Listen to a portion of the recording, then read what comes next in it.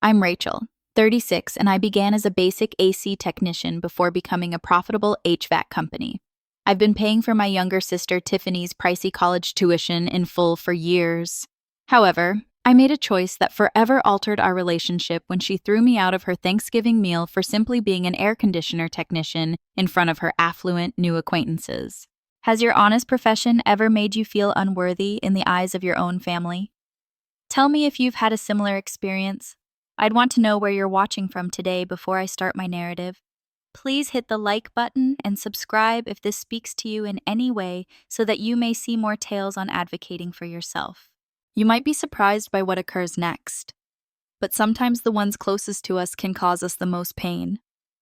As we grew up in a middle-class family in Ohio, my parents, Frank and Judy, instilled in us the importance of perseverance. Mom taught elementary school, and Dad worked long hours as a plumber. They gave us all we needed, although they were by no means wealthy. However, my sister Tiffany and I were always very different from one another. Tiffany was an idealist with lofty goals, whereas I was pragmatic and hands-on.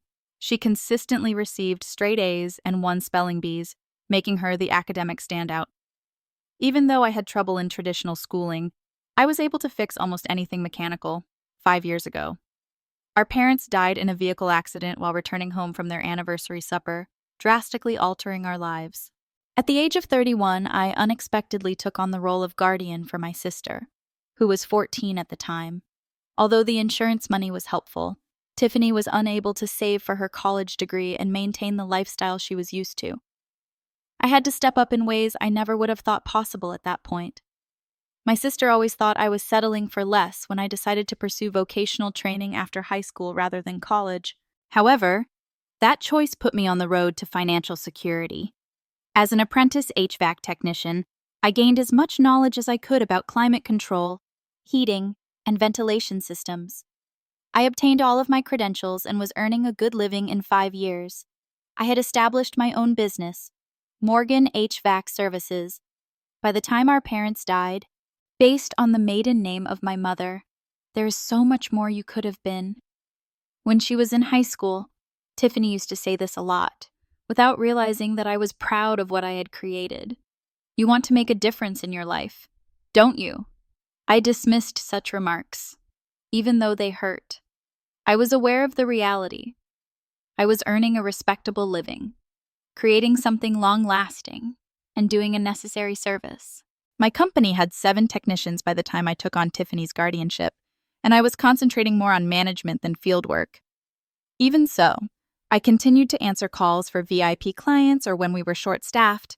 Heather, my closest friend, never understood why I put up with Tiffany's rudeness. She must learn to be respectful. During our weekly coffee dates, Heather would comment, "She handles her career as if it were a disgrace, and you're paying for her whole life." Trevor, my boyfriend, concurred, a manager of a building project. Trevor shared his blue-collar upbringing and recognized the need of skilled crafts. "What we do is done with dignity," he would remind me. Furthermore, it is not respectable to look down on those who maintain the lights, as well as the flowing water. Nevertheless, I excused Tiffany. She was a young woman. She continued to mourn our parents. Her competitive private high school was putting pressure on her. I assured our parents that I would give her every chance. This included paying for her studies at the esteemed university. When Tiffany was accepted to Westmore University, a prestigious private university with an annual tuition of $56,000, she knew she had her sights set. I didn't think twice. To make sure she could go, I had been saving for years, growing my business, and living far below my means. The expression on her face upon receiving her letter of acceptance, and I reassured her that every sacrifice was worthwhile. "Are you truly going to cover the entire cost?" with tears in her eyes, she had inquired. "Naturally," I told her. "This is what your parents would have wanted for you throughout your first year." Everything appeared to be going smoothly. Tiffany was thrilled about her studies and the new acquaintances she was making, and she called frequently. She wanted to work for a multinational company and was majoring in international business with a minor in French. Even though she periodically mentioned that her roommate's parents were physicians or CEOs, I was pleased of her drive. The CFO of a Fortune 500 firm is Lisa's father, Emma's mother is a neurosurgeon, and she would mention it in passing. In these remarks, a comparison was always implied, a subliminal reminder that I was not up to her new social level. I continued to provide her with emotional and material assistance. Nevertheless, I sent money each month to cover her living costs, tuition, meal plan books, and a significant personal expense allowance to help her achieve her goals. I put in more hours, accepted more business contracts, and kept expanding my company. I was unaware of how rapidly Tiffany was evolving, or maybe how her actual nature was finally coming to the surface. The sister I had previously admired was gradually changing into someone who appeared ashamed of her heritage, someone who prioritized professional titles and degrees over work ethic and character. When Tiffany first met Bradford at the beginning of her sophomore year, the true difficulty started. Bradford Prescott was from a wealthy family. His mother, Victoria, was on the boards of multiple cultural organizations, and his father, Lawrence Prescott, was a senior partner at a prominent New York investment banking company. They owned a winter chalet in Aspen and a summer house in the Hamptons. The dynamic between Tiffany and Bradford changed even further when she began dating Bradford. During one of our early November phone conversations, Tiffany informed me that Bradford's family had extended an invitation for me to spend Thanksgiving at their estate. She was obviously impressed by their wealth based on the manner she stressed state, I said, trying not to show my dismay. That sounds nice. Even after our parents passed away, we continued to celebrate Thanksgiving together.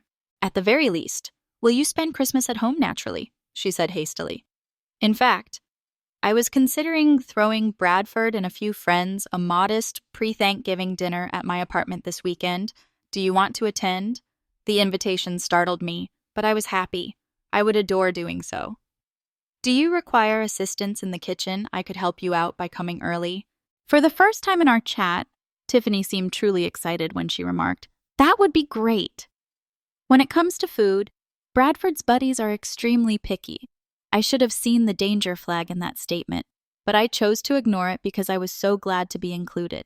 The day before to the meal, I paid for Tiffany's off-campus apartment and drove there. This lovely 2-bedroom apartment was located in one of the best complexes close to Westmore University. Tiffany opened the door when I arrived with grocery bags and glanced straight past me to the parking lot. "Your truck is where?" she inquired. I said, "I took my personal car today," referring to my small Honda Civic instead of the work truck that had my company's emblem on it. She was clearly at ease. "Excellent. Hurry in before anyone notices you're inside." For this evening, Tiffany had obviously gone all out. There was a bottle of pricey wine in an ice bucket, new china I didn't recognize, and fresh flowers on the table. "It looks beautiful." I made a comment. "You didn't have to spend so much money." "It's crucial to leave a positive impression," Tiffany said. "Stealing my shopping bags?" Bradford's pals have a close bond. After graduation, some of them have already received employment offers from prestigious companies. Tiffany gave me a lot of directions that felt more like warnings while we cooked the meal together. "What do you do when they ask?" she advised. "Maybe just say you own a business," as she chopped veggies. "There's no need to get into details." "I will tell the truth about my employment, Tiffany." With the usual sting of her embarrassment, I answered, "I started a profitable business from the ground up. I currently have 15 employees. You should be proud of that." I know, she blurted out. They may not comprehend these individuals. Tiffany had previously shown shame over my line of work. Her freshman year, on Parents' Weekend, instead of providing an explanation, she had merely introduced me as working in building services. I ran an HVAC business. Tiffany swiftly shifted the topic when her roommate's father, a business lawyer, had pressed for information. I was cooking when my phone rang. The office number was that. Morgan HVAC. "It's Rachel." I responded in a professional manner. "Jessica." The manager of my workplace sounded sorry. "I'm sorry to bother you, Rachel, but the air conditioning system in the operating room at Riverside Medical Center isn't working properly. They have surgery planned, and their backup isn't meeting demand." I felt sick to my stomach. An operating room without adequate temperature control was a major problem for Riverside, one of our largest clients. "In half an hour, I'll be there." I said I would. Next, Look at Tiffany. I apologize, but I have to go to the hospital for an urgent call. The AC in their operation room isn't working. Tiffany's expression dimmed. You're heading out now. 3 hours from now, the visitors will arrive. I will return in time. I reassured her. The main course has already been prepared. All I have to do is finish this. Can someone else take care of it? Her voice rose in exasperation as she questioned, I'm on other calls when I send texts. Tiffany, it's a hospital. People might be in danger. There was nothing more from her. Simply turn back to her. With stiff shoulders, chop, as promised. I hadn't had time to change when I came back 2 hours later. I was still dressed in the navy blue jumpsuit that bore my company's emblem. Tiffany's eyes widened in terror at my look as soon as I knocked on her door and she opened it. She screamed, You couldn't have changed first! I immediately returned to assist you in finishing. Feeling defensive. I clarify. I wanted to avoid being late. Put on something else and go use my restroom. Is there anything else? She was adamant, forcing me practically in the direction of her bedroom. I put on the extra clothes I had in my car. After dressing simply in jeans and a sweater, I went back to the kitchen to see Tiffany busily finishing the snacks. Is this appropriate? I inquired. I couldn't contain the hurt in my voice. She hardly gave me a look. Everything is all right. Just assist me in completing the setup. Half an hour later, the visitors showed up. Bradford arrived first. A tall, well-groomed young man with blonde hair and a self-assured smile that stopped short of his eyes. 2 couples, Justin and Amanda and Sebastian and Madison, came after him. I felt uncomfortable as soon as they got there. Through family ties and weekend trips to Manhattan, they were able to get barley internships and spring breaks. Like these were commonplace encounters. How did you get to know Tiffany? Then, during a pause in conversation, Sebastian questioned me while carefully twirling his wine glass. Before I could respond, Tiffany stepped right in. My sister is Rachel. She is only spending the weekend in the city. How pleasant. Madison gave a courteous grin. From where are you traveling? In fact, I reside in this town. I made a gentle correction. I run a local company. Really? What sort of company? With real interest, Amanda inquired. Beside me, I see Tiffany tense. I run an HVAC business. Heating and cooling systems for homes and businesses are our area of expertise. HVAC. Sebastian said it again. So, among other things, you're the one that folks call when their air conditioner breaks. I gave a nod. We also install commercial systems, such as the new medical facility across town. Justin and Sebastian looked at each other. I was unable to fully understand, with a tone that implied it was anything but. Justin remarked, That must be interesting. Yes, it is. I gave a forceful response, particularly when it comes to maintaining the proper temperature in operating rooms for procedures. Amanda bent over. That does sound like a really significant thing. Last year, my uncle required emergency surgery, and I never gave much thought to the several systems that must function flawlessly in a hospital. I gave her a thank you grin, but Tiffany soon changed the subject. Why don't you share your father's new yacht with everyone? Bradford. As the evening wore on, she made a bright suggestion. My awareness of Tiffany's misrepresentation of our family history grew, as though our father had been a businessman instead of a plumber. She talked about our parents, made references to family trips we had never done, and shamefully refrained from bringing up the fact that I was funding her college education. She excitedly remarked, The Prescotts have invited me to their Thanksgiving gathering at their estate. Bradford adds that the chef they hire has Parisian training over dessert. How do you typically celebrate Thanksgiving? Amanda looked at us both and asked. Tiffany tossed her hand dismissively. Yes, we don't actually have any unique customs. The same old dull thing. Her comments gave me a sharp hurt. Our parents had held our Thanksgiving customs in high regard. Mom's unique recipe for cranberry sauce. Dad's custom of asking everyone to express their gratitude. Even though it was snowing outside, we played the yearly family football game in the backyard. It felt betraying to hear Tiffany so carelessly brush these recollections aside. Our parents' memory, not just mine. In fact, I started because I couldn't let this go. Thanksgiving was always made extra special by our parents. Mom would... Rachel.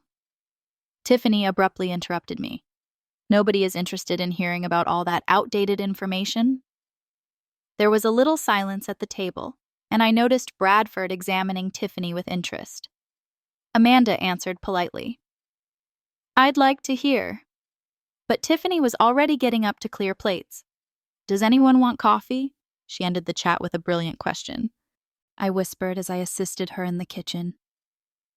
What was the purpose of that? Why do you act as though our family is a source of shame? I'm not. She had his back. All I'm trying to do is blend in.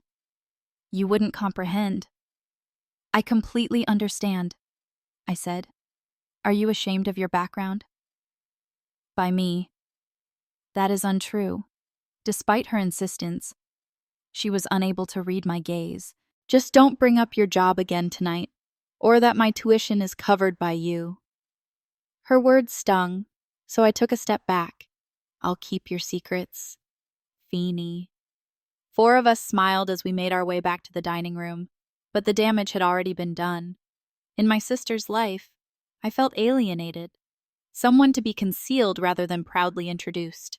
And it didn't get any worse.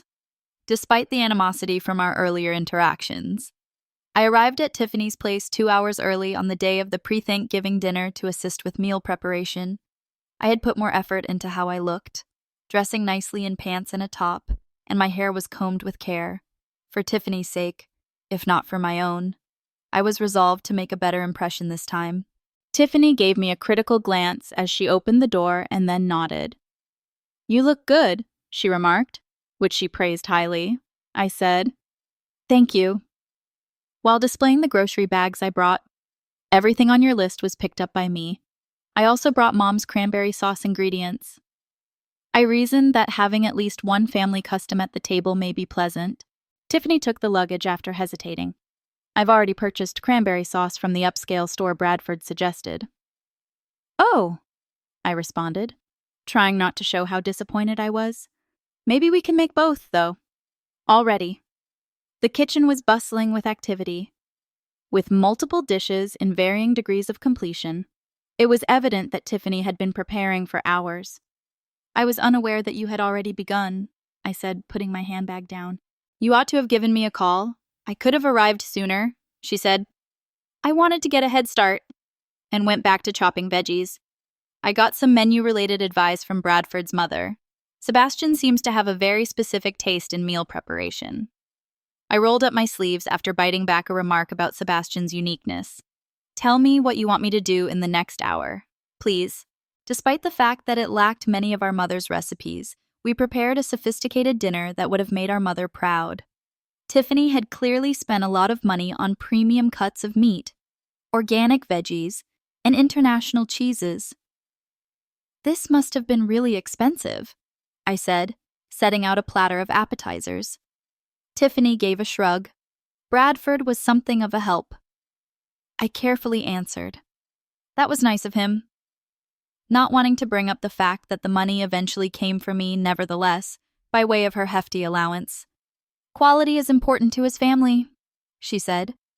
According to his mother, the food served at supper is always a good indicator of someone's background.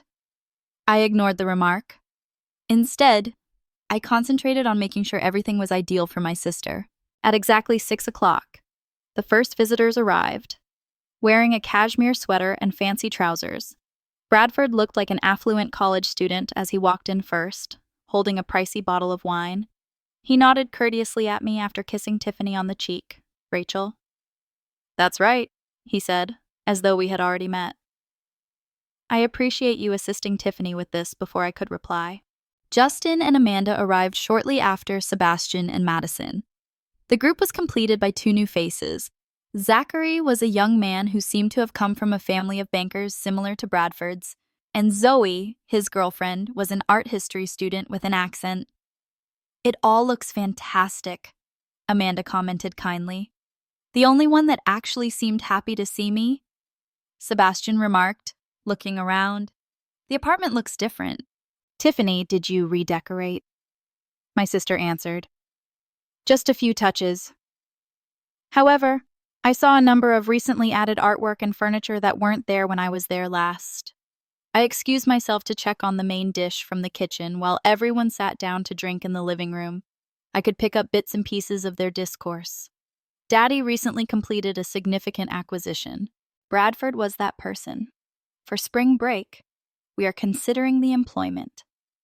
The voice of Madison. The internship is essentially assured. Sitting on the board is my uncle. Sebastian, once more I came back and placed a platter of snacks on the coffee table. With a quick glance up, Sebastian murmured, "Thank you," he said. It's always nice when the help is so efficient. Grinning at Zachary, the room lapsed into an awkward quiet. The remark struck me like a physical blow, and I stood motionless. "Sebastian," Amanda quietly reprimanded.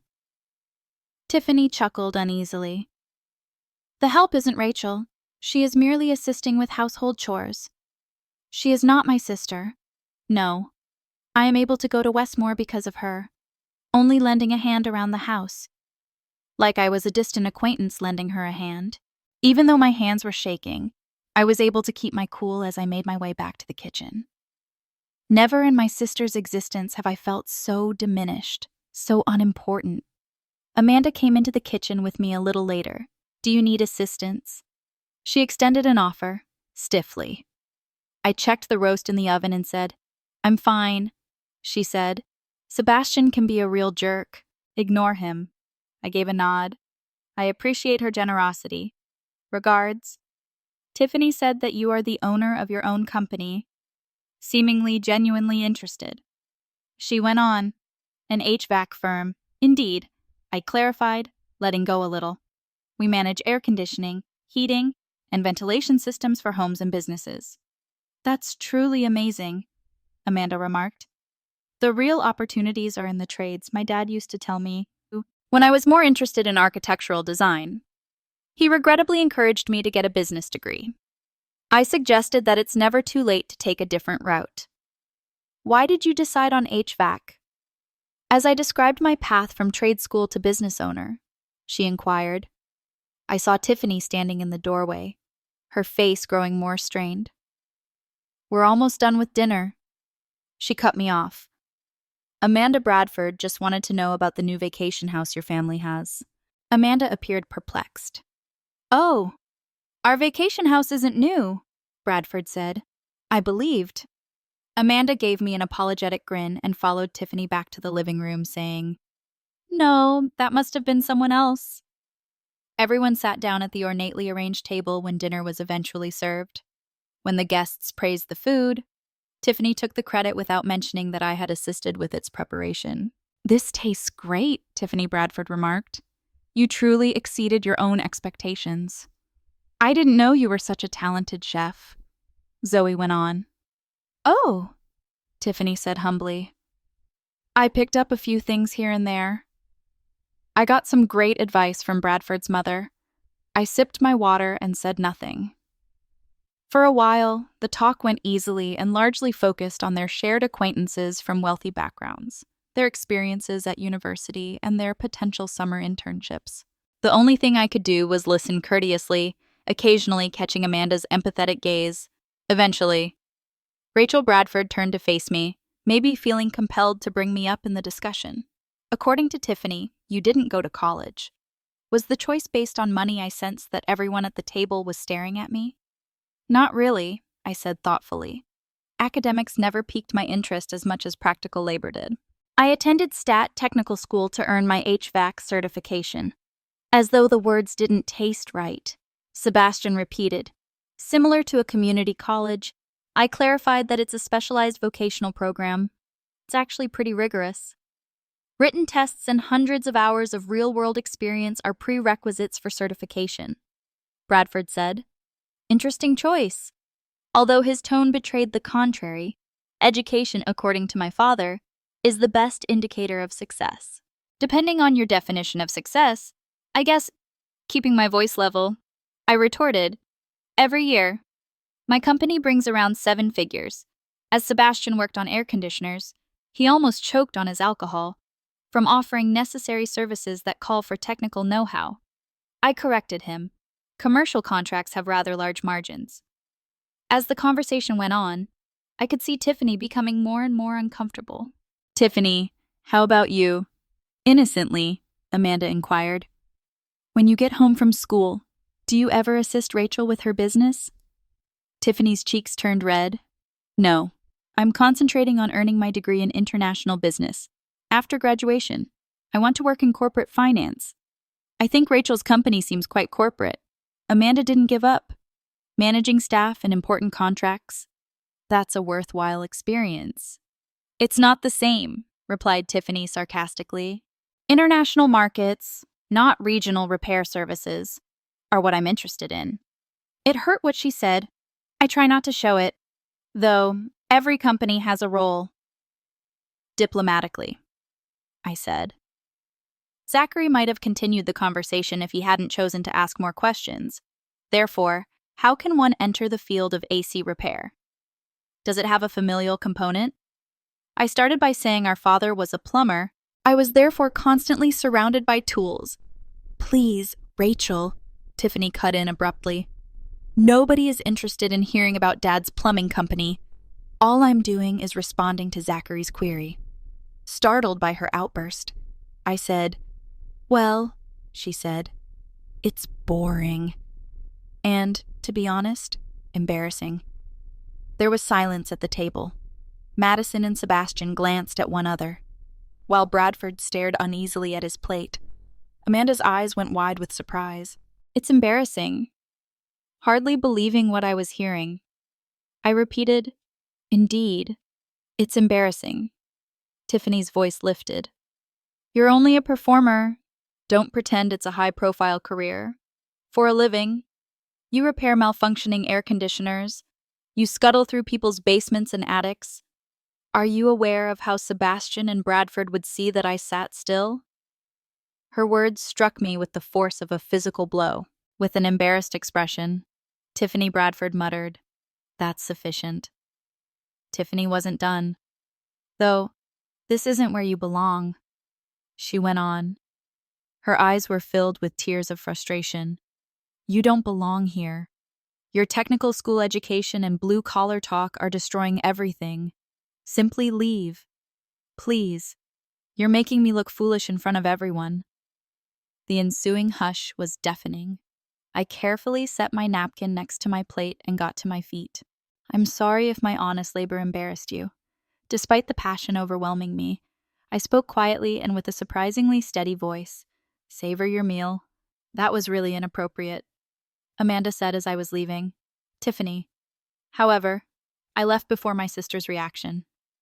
Without saying another word, I packed my coat and pocketbook and walked out, with a gentle click that felt more definitive than a slam. The door closed behind me, the cold November air outside.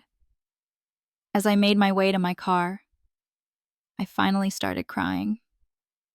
I keep thinking about what my sister said. You work as an AC technician. A swirl of emotions and incredulity filled the drive home.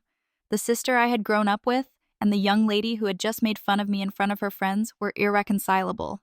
I called Heather as soon as I got into my driveway and, would you be able to visit? My voice broke as I asked. Something happened to Tiffany. A bottle of wine and a sympathetic ear were waiting for me at my door 20 minutes later. Thanks to Heather. As I described the entire traumatic episode, we sat on my couch.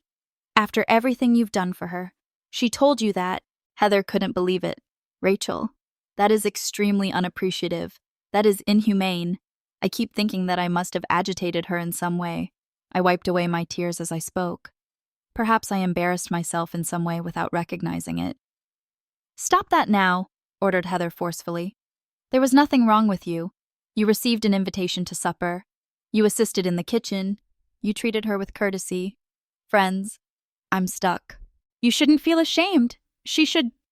Anger began to replace the first astonishment as it subsided. I reflected on everything I had given up for Tiffany throughout the years. particularly after the passing of our parents. How many extra jobs did I take on to pay for her tuition? Do you know I paced my living room as I spoke? How many weekends and holidays I worked while she was taking advantage of winter ski vacations with pals and spring breaks in Cancun? You've sacrificed a great deal, Heather concurred. I could have used the insurance money for me when Mom and Dad passed away. I went on. I could have taken real holidays, purchased a larger home, and grown my business more quickly. Instead, since that's what they would have wanted, I invested every penny in Tiffany's college fund. She isn't even grateful for it. Apparently not. Abruptly, I collapsed back on the couch, tired. What's the worst thing? You know she's embarrassed by me, yet she doesn't feel guilty about using my money, the money I earn as an AC technician alone. Heather was silent for a while. Have you ever figured out how much you've spent on her living expenses and education I hadn't? Specifically, as Heather poured us each a glass of wine, I took out my laptop and spent the next hour looking through my financial data. We reviewed $123,000 in credit card bills, rent transfers, tuition payments, and bank statements, I murmured at last, looking incredulously at the spreadsheet. In the past year and a half, I have spent that much on Tiffany's education and costs, and that's not even including everything that has no monetary value. Heather contributed the sacrifice of your personal objectives, the time, and the emotional support. I nodded, experiencing an odd combination of lucidity and shock. Haven't I been supporting her actions? I continue to justify her in the same way that I did when she was younger? You've been juggling being a parent and a sister, Heather added softly. The position is unachievable. Tiffany sent me a text message and my phone buzzed. You completely overreacted. In front of Bradford, you made me feel ashamed. Why couldn't you just cooperate for a single evening? Don't apologize. No recognition of the pain her comments had caused. Simply assign blame. Heather shook her head in shock when I showed her the note. She is still unable to understand. No, I concurred. She doesn't. Tiffany didn't send another text that evening, and I didn't reply, because she was concerned about me. Heather stayed over and slept in my guest room. I hoped Tiffany had changed her mind overnight and would call to apologize when I woke up in the morning. There was no sound on my phone. I didn't hear from my sister for 3 days. No phone call, don't text, no email. I went through the motions at work, attempting to concentrate on the company I had started from the beginning, the company that my sister seemed to find extremely embarrassing. Trevor arrived for dinner on the 3rd day. I had yet to inform him of the occurrence, wanting to think about it on my own initially. You appear preoccupied. He watched us eat. Is everything all right? I inhaled deeply before telling him everything. Trevor listened patiently, in contrast to Heather's instant outrage. As I described the dinner party catastrophe, his countenance grew more solemn. How will you respond when I was done? He inquired. I said, I don't know. I feel like calling her and demanding an apology. Part of me want to never talk to her again. How much does her tuition cost? Trevor asked thoughtfully. The following semester. I suppose that payment is imminent. I gave a nod. The $28,000 spring semester payment was due in 3 weeks at Westmore University, which used a semester system. I haven't made a decision yet, I said. But ever since the dinner gathering, the idea had been lingering in the back of my mind. Rachel Trevor spoke softly. You have to ask yourself if you're truly helping Tiffany by supporting this lifestyle where she despises the person who made it possible. Even if you told your parents you would take care of her. After Trevor left that evening, I had trouble falling asleep. When Tiffany shone such disdain for me and the labor that enabled it, I couldn't help but wonder if I was really doing her a favor by continuing to pay for her education. When I checked my social media accounts the next morning, I noticed that Tiffany had shared pictures from the Thanksgiving meal at Bradford's family home. She was seen in the photos grinning with the Prescott family as they raised champagne glasses and made a toast in their opulent dining room. So grateful to spend Thanksgiving with my real family, she wrote in her caption. Some people simply comprehend ambition and class. I felt like I was being directly poked by the words, true family. as though our parents and our common ancestry were unimportant, as though my sacrifices for her were insignificant. Westmore University sent me an automated email reminder about the impending tuition payment that afternoon. Since I, not Tiffany, had been making the payments, the message was addressed to me. I made my choice while seated at my computer and gazing at the email that reminded me politely of the $28,000 deadline. But it was not an angry decision. I was definitely betrayed and hurt. It was an acknowledgement that our relationship had deteriorated and that it was not beneficial for either of us to keep giving Tiffany money while she denigrated me. I accessed the college fund account I had set up for Tiffany in my banking app. It currently contained $84,000, which would cover the next 2 semesters as well as the one that was coming up. With calm hands, I started the process of transferring the full sum back to my business account. I was prompted on the confirmation screen to indicate that I wanted to move forward with the transfer. I hesitated, allowing myself one final opportunity to change my mind. I then selected Confirm. For the first time since the passing of our parents, it was done. Tiffany would have to pay for her own studies and living expenses. It was a freeing and terrible thought. I didn't inform her over the phone. I had a part of wanting the institution to inform her that her tuition payment was still pending, to have her own experience of that epiphany. Retaliation wasn't the point. It was about letting her finally deal with the fallout from her attitudes and behaviors. I wrote in my journal that evening in an attempt to make sense of the complicated feelings churning inside of me. Resolve mixed with guilt, sadness with an odd feeling of liberation. After so many years of defining myself by my duty to Tiffany, I felt both liberated and relieved when I stepped back from that role. I wrote, I hope I'm doing the right thing. Father, Mother, I have made every effort to provide her with whatever you would have desired. However, I can't continue to compromise my dignity. I can't continue to support her contempt for me and our history. Perhaps this will serve as the necessary wake-up call for her. Or perhaps it will be our last time apart. In any case, I have to assume you would comprehend. I went to bed after closing the journal, and I slept better than I had in days.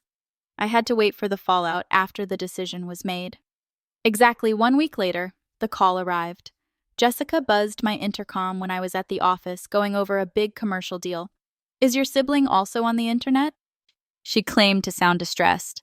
I inhaled deeply before answering the phone. Hi there, Tiffany.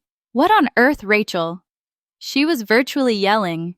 The financial office just sent me an email stating that my tuition is still unpaid and that I would be dismissed from my classes if it is not settled within 3 days. What's happening? This semester, I choose not to cover your tuition. Having practiced this discussion in my head numerous times over the last week, I said gently, before Tiffany exploded once more. There was a moment of astonished quiet. That is not possible.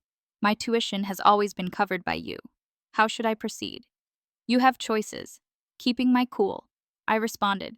You could apply for student loans and financial help. Get a part-time work or transfer to a less expensive institution, like most college students do. Are you serious now? Her voice became even louder. This is what I've been taught. We are discussing my future. This isn't how you can just pull a rug out from under me. For the past 1.5 years, I have been funding your schooling. That's more than many students receive. I reminded her. However, why? Now she was crying. Why are you treating me like this? Tiffany, I believe you understand why. Silently, I said, you don't appreciate me or the sacrifices I've made for you, as seen by the things you said at that dinner party, the way you've been treating me, and the apparent guilt you feel about our family and my line of work. Does this relate to what I stated? Her tone changed to one of disbelief as she asked, because of one rash remark, you're damaging my college experience. Tiffany, it wasn't just one remark. A pattern of behavior that had been developing for years came to a head. You threw me out of your dinner party and labeled me a mere AC tack. However, you have long been embarrassed by me and my actions. She objected. I didn't mean it like that. It was acceptable to make fun of me and to disregard everything I had done for you because I was only worried about pleasing Bradford's buddies. She sounded anything but regretful when she said, I'm sorry if I hurt your feelings. However, this is a huge overreaction. You're acting vindictively and petty. I argued that this was not about retaliation. It has to do with respect and boundaries. I can't keep paying someone who treats me like a second-class citizen. All right, she said. I will speak with Bradford. Until you get your act together, perhaps his parents can assist. I slumped back in my chair as the call ended abruptly, strangely serene, but emotionally spent. Even though I had anticipated that the topic would be challenging, Tiffany's total ignorance was disheartening. Tiffany unexpectedly arrived at my residence 2 days later. As soon as I opened the door, the way she looked startled me. Her normally flawlessly maintained hair was pulled back in an untidy ponytail, and her eyes were puffy and red. Bradford ended our relationship. Without introducing herself, she pushed by me and into the living room. That's unfortunate to hear. With real amazement, I said, "What took place? What do you suppose transpired?" Bitterly, she shot back.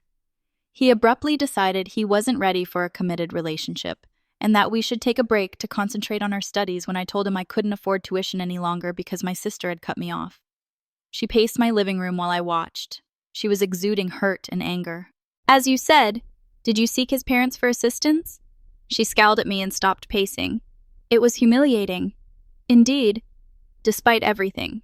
His mother suggested a position as a waiter at their country club, and his father advised me to research scholarship programs for underprivileged children. I had a twinge of pity for her. I apologized that things didn't work out with Bradford. "Are you—" She posed a challenge. "Because you appear to be taking pleasure in seeing my life unravel," I firmly answered. "That's not true, Tiffany. I never intended to cause you harm. I simply couldn't keep allowing behavior that was detrimental to us both by abruptly stopping my tuition. How can that not be intended to cause me pain? It wasn't a punishment. It was a consequence. Actions have repercussions," I explained. "There are repercussions when you treat someone disrespectfully while relying on their financial assistance." She collapsed onto my couch, a little deflated. What should I do now? Then, quit school? Go to a community college? Discard what I've earned? "You'll have to decide on those things," sitting across from her, I said. "However, Tiffany, decisions must be made. For the first time in your life, maybe, I'm not going to help you overcome the problem you're facing. Madison and Zoe believe I ought to apologize to you." After a long silence, she said, "At the dinner gathering," they remarked, "I was very inappropriate." "What are your thoughts?" I inquired. She turned her head away. "I believe I need my tuition paid, but I also think you're being irrational and spiteful. Therefore, it's okay if you have to apologize. I apologize for my words. Although the words were correct, the underlying purpose was incorrect. Tiffany, if it's only a transaction to obtain what you want, then an apology is pointless." "What are you looking for from me?" she sobbed in exasperation. I apologized. What more can I do to make this right? A phony apology won't solve this, and you can't resume your normal activities. I clarified that a fundamental shift in our relationship is required. It's not good for either of us when I give everything and you treat me with disdain. So you're just ignoring me entirely. She appeared truly frightened. "Right now. You look after me after you promised Mom and Dad." "I'm not going to leave you," I reassured her. "I still love you, and I'm still your sister. However, the days of treating your education and lifestyle as a blank check are over." Shortly thereafter, she departed, no closer to comprehending my role than she was when she came. The following few days were filled with a deluge of calls and texts, interspersed with angry outbursts, guilt trips, and sporadic efforts at sincere conversation. The flying monkeys then started to show up. Our parents' old friends Margaret and William, who had kept in touch after their deaths, called to voice their worries about the family conflict they had learned about from Tiffany. Margaret called me and told me, "She's devastated, Rachel. She claims she may have to drop out of school since you have cut her off entirely." "That's not exactly accurate, I said, attempting to be as neutral as possible in my explanation of the circumstances. Margaret remarked, "Well, I can understand that what she said hurt you. She's still learning, though, and she's young. Your parents would prefer that you help her with her schooling. Respecting others who assist her is something my parents would want her to do, I retorted. They instilled higher morals in us than Tiffany is exhibiting. When William called Rachel, he adopted a more straightforward strategy. It's not appropriate to use your sister's schooling as leverage in any argument you may be having with her. You are responsible for her. She is 19 years old. William. I reminded him that she is an adult who can make her own decisions and deal with the fallout from them. Are you simply going to allow her to leave college? He made a challenge. She made that choice. I spoke aggressively. The pricey private university is not the only choice. She's going right now. She might acquire a job to help pay for fees, seek for scholarships, take out loans like most students, or transfer to a public institution. He claimed that your parents would not have wanted her to do it. She would have grown up to be a responsible, polite adult, like my parents would have desired. Sometimes that calls for challenging lessons, I said. I had a mix of doubt and frustration after I hung up. Was I being too severe? Should I change my viewpoint in order to keep the peace in my family for a reality check? I gave Heather a call. When I voiced my doubts, she reassured me that I was making the correct decision. Tiffany needs to realize that she cannot just take people's money and treat them like garbage. In the same way that she has been controlling you, she is controlling these family friends. However, what if she must actually leave school? Heather spoke strongly and honestly. I was concerned at the time that that was a result of her actions. She might benefit from a vacation from such setting. It's obvious that she has picked up some harmful values from her affluent buddies. When I saw Trevor that weekend, he said the same thing. He said, "Stand your ground. Giving in now will teach her that there are no repercussions if she treats you any way she pleases, with their help." Despite ongoing pressure from Tiffany and other well-meaning but ignorant friends, I stand by my stance. Even though I didn't like seeing my sister in pain, I knew that we both needed to learn this difficult lesson. Miss Morgan, Tiffany's academic advisor at Westmore, made the most challenging call. I hope this message finds you well. The woman started. Tiffany discussed the circumstances surrounding her tuition and provided me with your contact details. Thank you for your concern, I answered thoughtfully. However, this is a family issue. I get it, she said. I just wanted to let you know that Tiffany has a lot of promise and is an outstanding student. It would be unfortunate if her schooling were disrupted. Though they wouldn't cover the entire cost of tuition, the university does have some emergency scholarship money available. It's helpful to know that. Tiffany should apply for those resources. I replied. The counselor told me that she already has. However, I wanted to let you know that she has also accepted a position at the college library and is seeking other employment. She appears committed to continuing her education. I had a ray of hope after that call. Maybe for the first time. Tiffany was starting to take charge of her life. Although it was a tiny step, it was crucial. Tiffany's tone was more subdued and less accusatory the following time she called. Without introducing herself, she continued, I got a job at the library. I've applied for every scholarship and grant I could find, and even though it just pays minimum wage, it's something, I said. That's fantastic, Tiffany. Sincere admiration for her initiative. How are things progressing in your classes? They're fine, she said, pausing before continuing.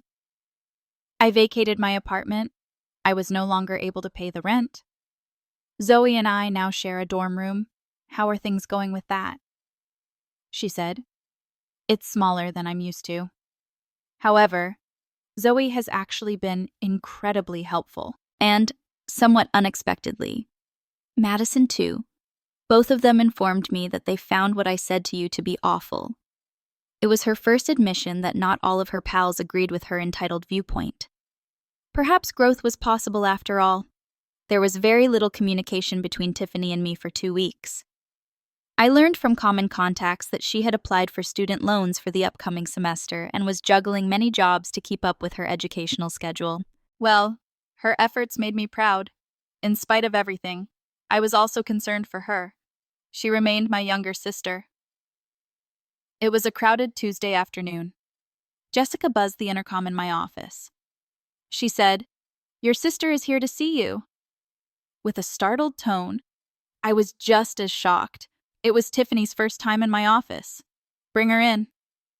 As I cleared some things from my desk, I swiftly responded. I noticed that Tiffany didn't appear like the polished, preppy college girl I was used to seeing when she walked in. She wore her hair back in a plain ponytail. Her fashionable clothes had been swapped out for jeans and a basic sweater, and she wore very little makeup. Hovering unsurely in the doorway, she added, "I hope it's okay that I stopped by." I pointed to the chair across from my desk and said, "Of course. Take a seat."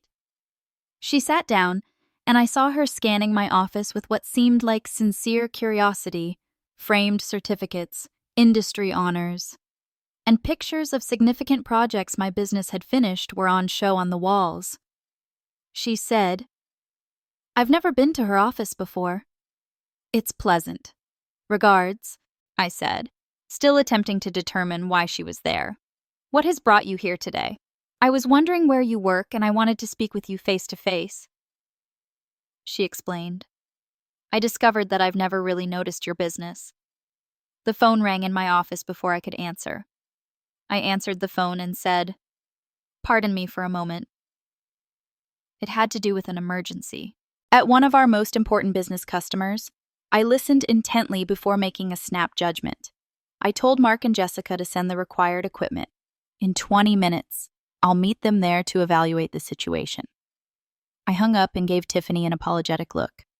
"I apologize, but I have to be to a client site for an emergency. If you would like, we can reschedule this discussion." I was shocked when she asked if I may accompany her. "If that's all right. That is, I want to see what you do for a living." I agreed, surprised yet glad of her interest. "Yes, if you're truly interested." After 20 minutes, we reached the 12-story office complex known as Riverdale Corporate Center, which was home to numerous significant corporations. We were greeted at the door by the property manager, who appeared anxious. As we made our way to the service elevator, he stated that the entire 5th floor is without air conditioning. The Lawson Group is threatening to terminate their lease, and they have their headquarters there. If this cannot be resolved right away, we'll see to that. I confidently reassured him. The system should already be being evaluated by my team on our way into the mechanical room. Mark and Jessica were already diagnosing the issue when I arrived. After giving a brief introduction to Tiffany, I immediately got to work talking with my staff about technical matters and looking over the intricate HVAC system in the building. Tiffany remained silently to the side for the next hour as we found a malfunctioning compressor and started to fix it temporarily while obtaining a replacement part for the long-term fix. As I led my team, I was really in my element, speaking with a property manager in a confident manner and handling a challenging technical issue under duress. I once saw Tiffany observing me with a look I couldn't quite place. It was certainly not the shame I'd become used to seeing when I talked about my art, but it wasn't precisely adulation either. The property manager shook my hand appreciatively after we were able to get the system back up and running with a temporary solution. He explained, "This is why we continue to use our contractor company, Rachel. The competence and response time of your team are unparalleled." As we walked out of the structure, in the car, Tiffany was unusually silent. At last, she said something. She said, "That was really impressive. Even the property manager treated you as if you were the most important person in the room, and everyone listened to you and appreciated your viewpoint." I responded matter-of-factly because I was in that circumstance. Only my team and I were able to resolve their issue. She said, "I never really understood what you did. All I could think of was repairing air conditioners." I admitted that's part of it. However, it also involves system design, team management, customer service, and company operations. Before she talked again, we drove in silence for a few minutes. "Jessica, your employee, holds you in high regard. When no one else would hire a woman as an HVAC technician, she told me that you gave her a chance." I replied with pride. "Jessica is one of my best techs. All she needed was for someone to appreciate her abilities and see past gender preconceptions. When we returned to my office, Tiffany asked if we could carry on talking. After settling inside my office, we had a meaningful conversation for the first time in weeks. I came to apologize today. She started reluctantly. Not because she wanted you to cover her tuition, but more because she had been reflecting a lot and realized how awful I had been to you. I didn't say anything, allowing her to speak. I was being a total snob when I said you were only an AC technician. Tears filled her eyes as she confessed. I was willing to harm the one person who has always supported me because I was so focused on pleasing Bradford and his pals. What made their approval so crucial? Gently, I inquired. She paused to reflect. I suppose I desired to be a part of their universe. I desired to feel valued and unique. Bradford gave me the impression that I might be a part of something exceptional and exclusive, and you thought I was preventing you from doing that indeed. She acknowledged, which was superficial and foolish. Bradford ended our relationship as soon as he learned that I was no longer able to pay my tuition. So much for his world and his belonging. Sincerely, I apologized for Bradford. She gave a shrug. No more. In fact, Amanda contacted me following the events. Bradford does this all the time.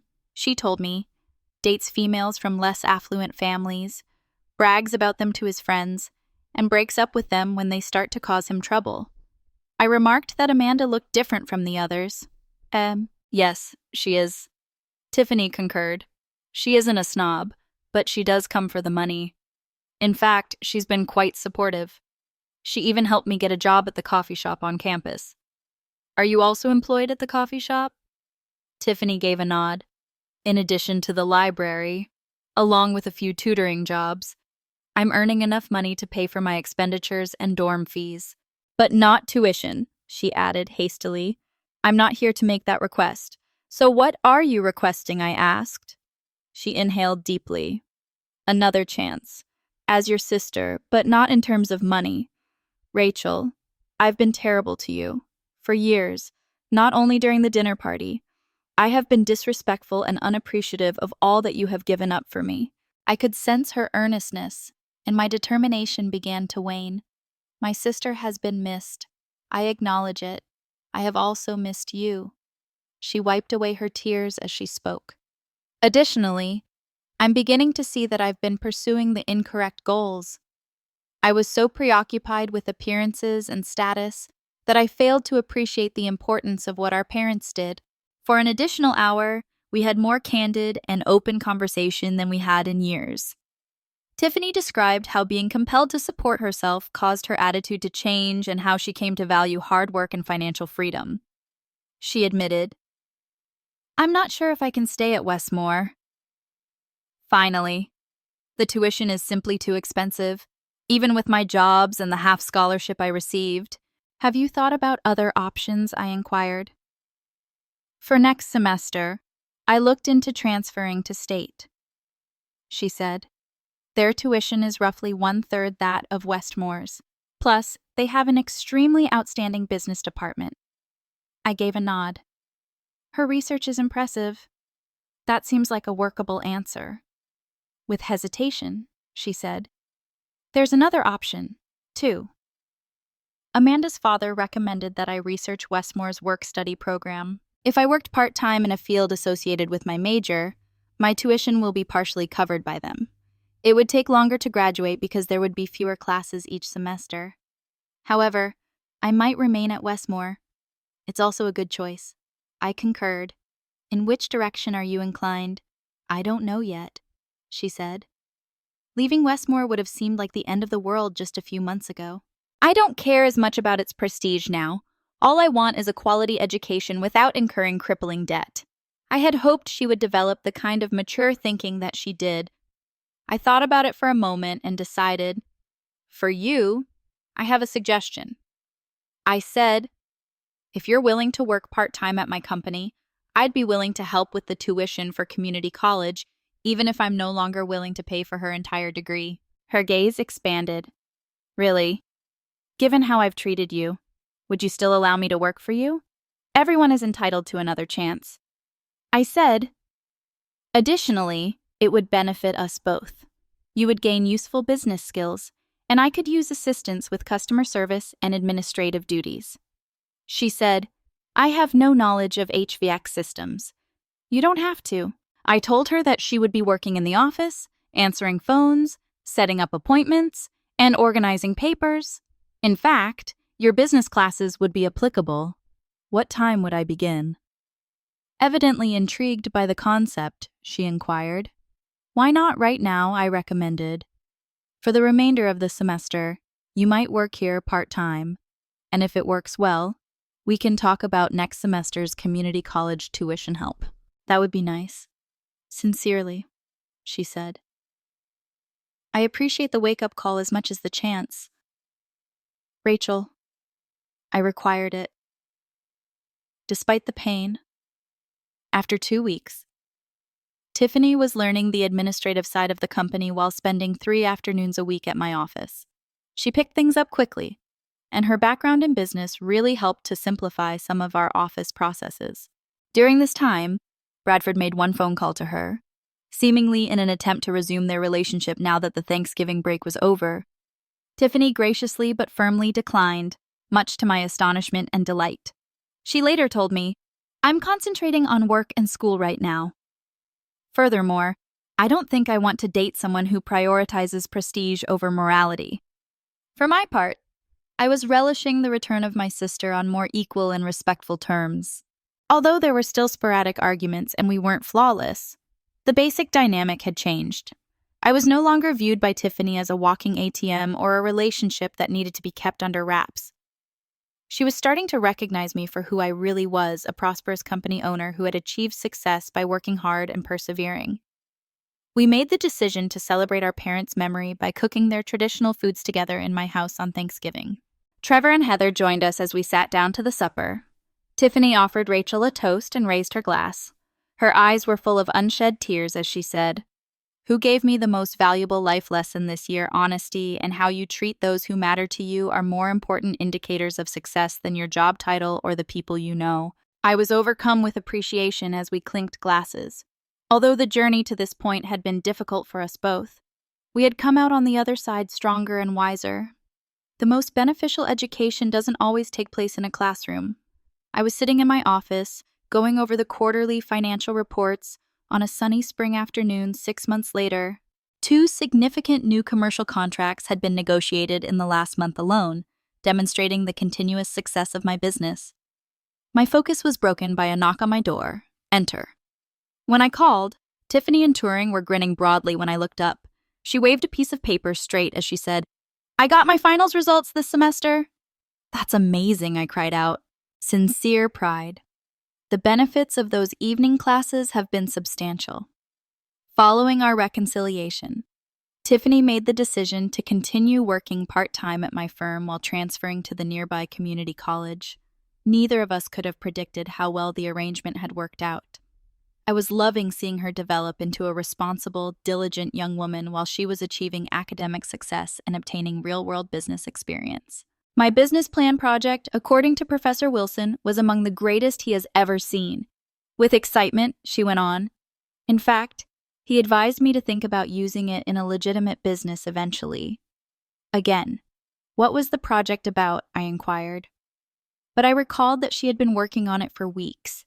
Growing an HVAC company to offer green energy solutions, energy-efficient systems, solar integration, that sort of thing, she said. Morgan HVAC served as my case study. The irony made me smile. Tiffany had been embarrassed to be connected to my humble HVAC company 6 months prior. She was now proudly utilizing it as the basis for her scholarly work. I said thoughtfully, You know, in actuality, it's a good concept for the company. In any case, I've been considering going that path. Really? Her eyes glowed. I could show you all of my market research and estimates.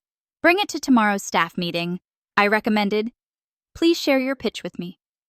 Over these months, Tiffany had undergone a dramatic transformation. The status-conscious, entitled girl who had thrown me out of her dinner party had vanished.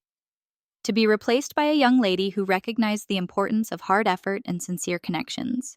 We went to our favorite restaurant for dinner with Trevor after her work that day, while we awaited our meal. Tiffany said earlier that week she had met Amanda. She is now attending State University. Tiffany informed us. They can no longer afford Westmore because it seems that her dad lost a lot of money on some poor investments. Trevor said that must have been a tough adjustment for her. She claims to be happier now. In fact, Tiffany answered, there was a lot of strain at Westmore, particularly in Bradford Circle. She believes it's pleasant to be with someone who values art more than appearances. And she's currently seeing Carter, a music major. Well done. Sincerely. I said, what about you? At community college, have you made any new friends? A couple? She nodded. My West is not like theirs. More companions. More concerned with acquiring useful abilities than building the proper network. Actually, I'm having fun with it. As we ate more, I was taken aback when Tiffany brought up the past. Do you recall my embarrassment when I told folks you were an HVAC specialist? She inquired. Morgan HVAC was notably addressed by the professor in my economics lesson yesterday while he was discussing prosperous local companies. Almost leaping from my chair, I said, that's my sister's company. Trevor grinned as he watched, his expression shifting from shame to pride. What an adventure that is. What a snob I was. Tiffany shook her head in admission. I believed that achieving success entailed advancing in society and earning a distinguished status. What you created is more amazing than any corporate job could ever be, and I never understood that. I realized that not everyone is cut out to run their own business, but for me, it has been fulfilling. Tiffany argued that it's more than rewarding. 15 people now have work because to you, you offer a vital service that genuinely keeps people comfortable and businesses operating.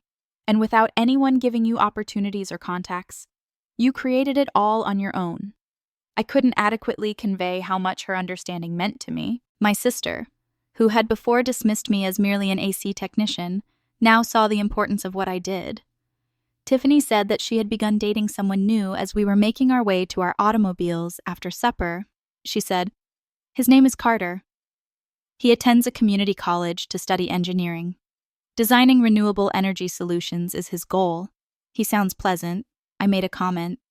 You ought to invite him to join you for dinner at some point. That would be nice, she said. In fact, when I informed him about your company, he was rather impressed. He claims that the green energy industry is in dire need of HVAC experts with entrepreneurial abilities. Well, I'm excited to meet him, I remarked, moved by the way she now discussed my line of work. Tiffany took Carter to my house for a cookout the next weekend. He was an intelligent, well-spoken young man who genuinely cared about environmentally friendly technology. I once heard him inquire about my origins from Tiffany. He remarked, your sister must have had incredible training to build such a successful HVAC business, with obvious pride in her voice. Tiffany answered, she did it all herself, began as a technician, obtained all of her certificates, and started her business from scratch. I know no one who works harder than she does. I started crying when I heard such remarks from the sister who used to feel embarrassed about my line of work. In the end, we had gained something worthwhile from the hard lesson I had had to impart to her by severing her college money, respect and gratitude for one another. After our friends had left later that night, I took some time to think back on the preceding 6 months of our voyage. The hurt of being excluded from Thanksgiving dinner for simply being an air conditioner technician had evolved into a breakthrough that improved our relationship in ways I never would have thought possible. I was thinking of giving Tiffany a more official position in the business once she earned her associate's degree. She was a great asset because of her business degree and the real-world experience she was receiving from working in our office, and I could see us becoming partners in the future rather than simply sisters. I had also altered as a result of the event. By being tough when it would have been simpler to give in, I had learned to set limits, demand respect, and identify when assisting someone was really condoning destructive conduct. I had developed myself in addition to helping Tiffany grow. Both of us would have made our parents proud. I reasoned that we had returned to the principles they had taught us, not because Tiffany was enrolled in a prestigious university or because I was operating a prosperous company, family, ethics, hard effort, and respect. Have you ever had to make a tough choice that first caused pain to a loved one, but eventually resulted in improvement? Please share your experiences in the comments section. The most significant growth might occasionally result from the most difficult decisions. Please click the like button and subscribe if this story spoke to you so that you may see more articles about relationships, family, and advocating for yourself. Tell someone who would benefit from hearing that it's acceptable to establish limits with family members when needed. I appreciate you taking the time to hear my tale, and keep in mind that character and the good you do for other people are more important indicators of success than rank or prestige.